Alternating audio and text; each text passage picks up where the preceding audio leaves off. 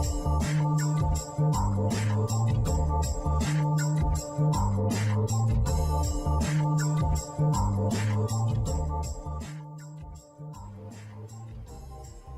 we started the business formally, before I actually quit my job, we did a lot of number crunching to work out how this business would make money. And we continued to do that even after we started the business, because at that time we were talking to some venture capitalists. And as we did the numbers, it soon became apparent that they didn't actually add up. Well, that was one of the biggest lessons I've ever learned. Accounting and taxation is a nightmare. I'm not good at it. I don't like it. I failed first year accounting at university, so that's how bad I am at it. So I know what things I'm bad at. That's one of them. We had competitors all around the world, and in particular, there were some pretty prominent American companies that were very well funded, and we were competing head and shoulder against those companies.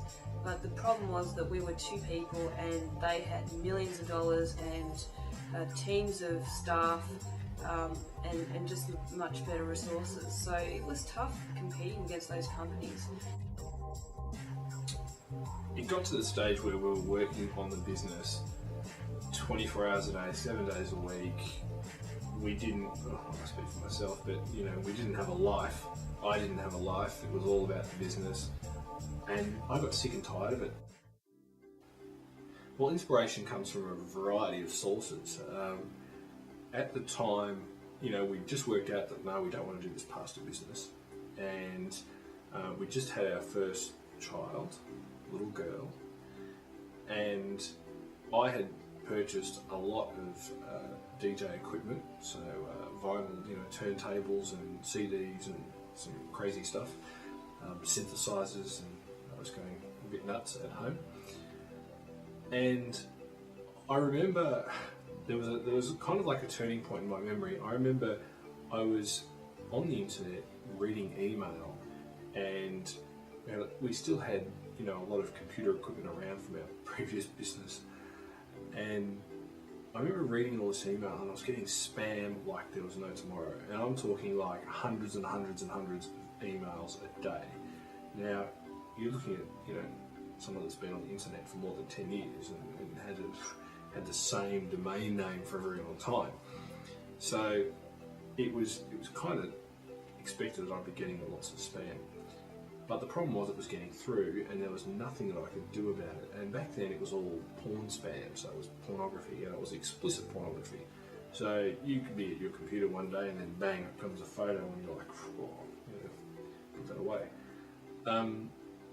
At the time that happened to me, and my daughter was a baby and she was lying down on the floor a couple of meters away. Obviously she couldn't see the screen, no idea, but that wasn't the point. And I remember deleting all this porn spam and thinking, I don't want you to grow up and see all this, like this is just rubbish. And also at the time, I had a number of relatives who were saying things, I went around to their house and they were saying things to me like, you worked in computers and you worked for organisations and you did internet filtering, security and all this sort of stuff. If you can protect the internet for those big companies, why can't you do it for us? Well, moving cities is tough. Combining that with having a newborn baby, starting a new job, my mother dying, passing away, Anna at home by herself looking after two kids. It's it's unbelievable. You become numb. What can I say? Anyone who's experienced their own mother dying will know exactly what I'm talking about.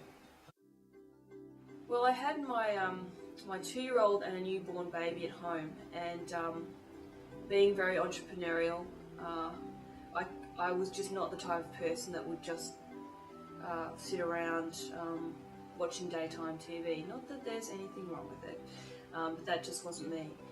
And so I really wanted to do something that would exercise my mind, and I was attracted to doing something business related. But there's a limit to what you can do at home when you've got 2 kids at home.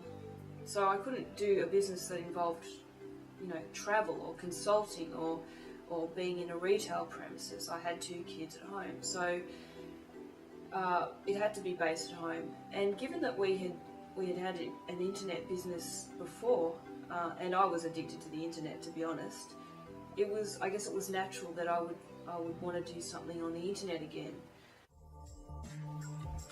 Well, if you're going to start a business from home, there's so many different things you've got to factor in. But in terms of tips that I would give people, I would say that you've got to do something that you're really passionate about. Take action. Do it. Don't be one of these people who, years go by and you sit and you're wondering, what if I had have actually started that home-based business? Because the world's full of people like that, and they're what I call the spectators. Be a player. Get on the field and be one of the people that actually, may fail sometimes, but is the type of person that actually ends up succeeding. So be a player, take action, and get that home-based business up and running.